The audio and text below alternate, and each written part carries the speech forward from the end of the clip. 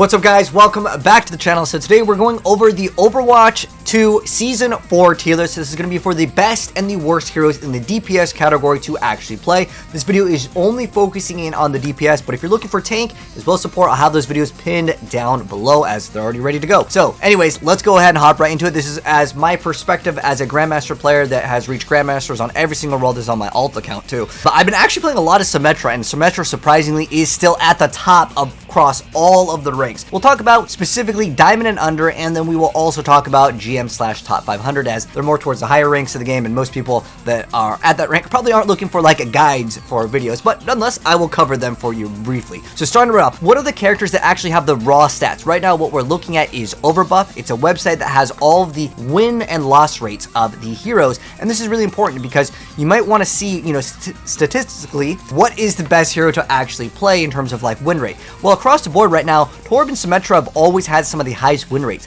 but Mei is surprisingly there at the top as well. Genji is actually on the top, so this is where we'd be considering it to be in like the A/S tier. So Sim, Torb, Mei, Genji, maybe just barely Pharah over here would make it towards like the S and A tier, but towards like the B tier, Cassidy, Hanzo, Ashe, Tracer, kind of moving towards the C tier, Soldier, Reaper, Widow, and then maybe towards like the D, E, maybe F tier, we got Echo, Bastion, Junkrat, and Sombra, and Sojourn. This is actually a pretty big surprise to me, but this is objectively, this we cannot argue about. Sojourn is the bottom hero right now in the game, but is that actually true? In actual gameplay, I would have never guessed that this character is so low. This is, again, looking at the win rates across all boards. This is literally updated 20 minutes ago. Well, 20 minutes from when I'm making this video. But nonetheless, I don't think that that's necessarily the case. Sometimes people just like to try out new heroes and just happen to not be very good. Now, what I do want to go over is the characters that I would recommend people to actually play. So this is, again, for Diamond and below. The people that are watching this video specifically learning to, I want to rank up what heroes, just tell me which heroes to play.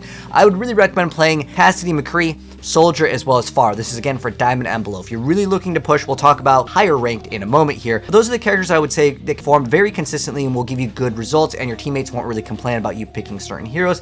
Maybe with the exception of Pharah if you're consistently dying, but for the most part, McCree and Soldier, or Cassidy Soldier, is going to be a very consistent hero, and they're still very powerful in these ranks. Now, on top of that, Pharah, it's nice to have a Mercy Pocket, but at the lower ranks, honestly, it's so incredibly good because some of the distractions that you can pull off with Pharah are really, really good. And then on top of that, Hanzo, Widow, I still think that they're still very solid because at the lower ranks, literally when one pick happens, the enemy tank usually backs up versus like pushing forward so you can get the res. That's something more at the higher rank that's more consistent, but at the same time, they're still very good heroes to play. Torb, especially if you're playing Platinum and under, Torb is an excellent hero. Bastion can absolutely shred shields. I don't even think Sojourn is bad at all. Literally just hold down the left mouse button, spray into shields because it does really good damage. It doesn't have any damage drop off unless you're talking about the right click. But for the most part, Sojourn is still really good. I don't know why it has literally the most bottom win rate, but then I would say Junkrat, Reaper, Ashe, these are kind of more niche. Ashe actually took a pretty big nerf this season over here.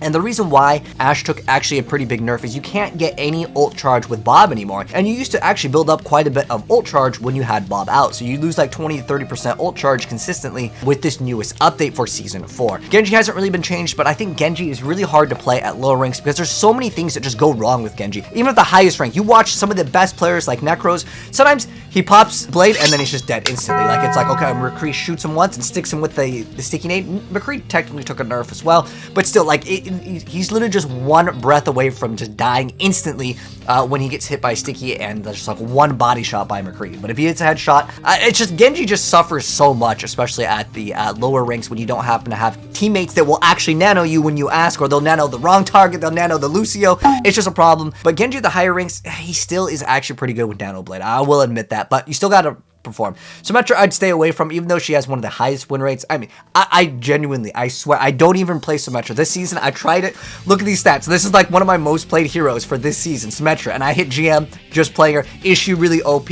I think she's actually pretty good, but the lower ranks, it's kind of hard to have your tank play a little bit more aggressive. It's more reserved for like the higher ranks. When you can have your teammates play aggressive when you are playing Symmetra with the tank matchup, you win every single time. If you guys haven't seen my tier list for the tanks, right now the best tanks in the game, 100%, no questions, Reinhardt, Sigma, and Ramatra. Those are the ones that have like the highest win rates, and they're very, very powerful.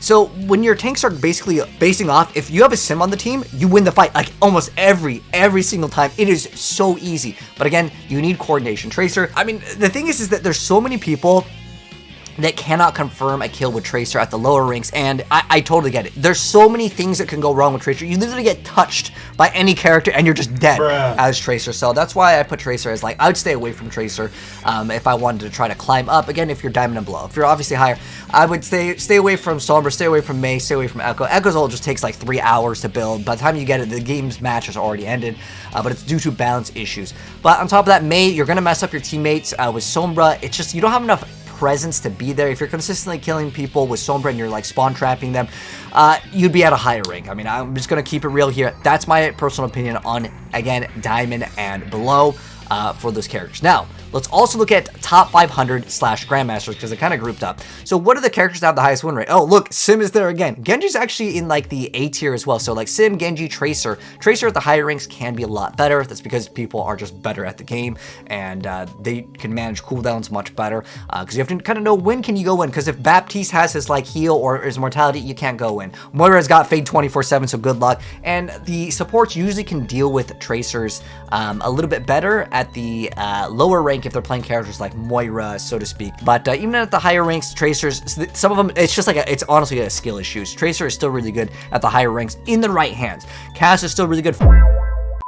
Pharah actually surprisingly still towards like the A tier. Now we're moving into kind of like the B tier. Torb, Mei, Widow, Hanzo here, which is kind of different from my list because I actually have them in a completely different category. Ashe actually taking a big L here, and that is because of her change with her ult charge. And then on top of that, Soldier, Echo, these are towards like kind of like more towards the bottom. Sombra, Reaper, Junkrat towards really bottom, like D, maybe E, F tier. Bastion and Sojourn across the board. It's crazy. At the lower ranks of the game, Sojourn has a 43% win rate, which is actually really low. But even at the highest rank of the game, at Grandmasters, Sojourn's at a 47% win rate. So that is really a big surprise to me, because actually thinking about the high ranks, they usually have a mercy pocket, right? And Sojourn is just not seeing any success this season. It's looking like very strange to see here. So maybe Sojourn may get a buff in the next upcoming season. Who knows?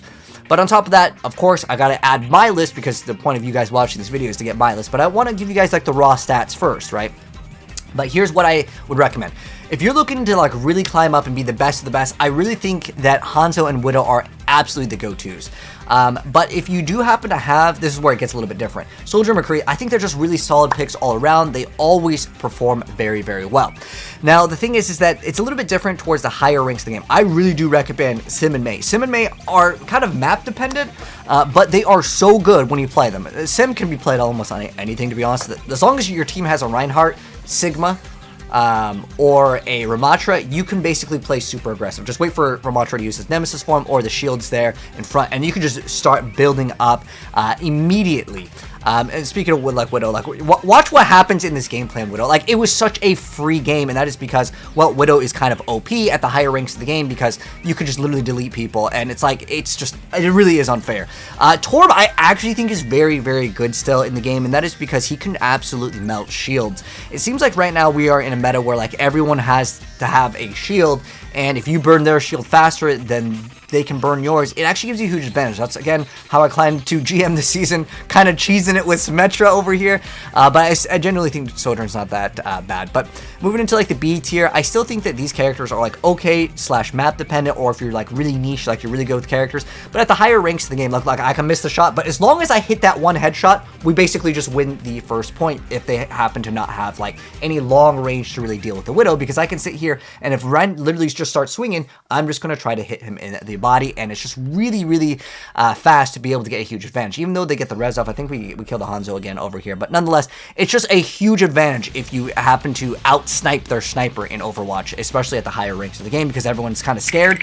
But for the most part, yeah, Widow still like just dominates the game. They actually recently said in an interview they're not changing Widow or Hanzo, so that means they're gonna be good for until season 5 maybe. But Ashe took an L here, so that's why she's here. I just think Echo's ult takes way too long. Bastion's really good at the lower ranks, but the higher ranks, they basically form. You're a transformer, they just go they go ghost. You can't see anyone. They're all hiding, and that is because when Bastion is activating his mode, it's just way too powerful at the end of the day. But that's actually something that it's kind of dependent on what the enemy tank is playing, because if they're playing Sigma, Sigma kind of counters Bastion pretty hard. But I ran out of gameplay footage, so before I finish off, Sombra is actually getting a rework. Reaper, I just think there's better options. Torb bodies Reaper, honestly, but against like Winston even, like Torb is just so much better. Ashtag nerf, I already mentioned that.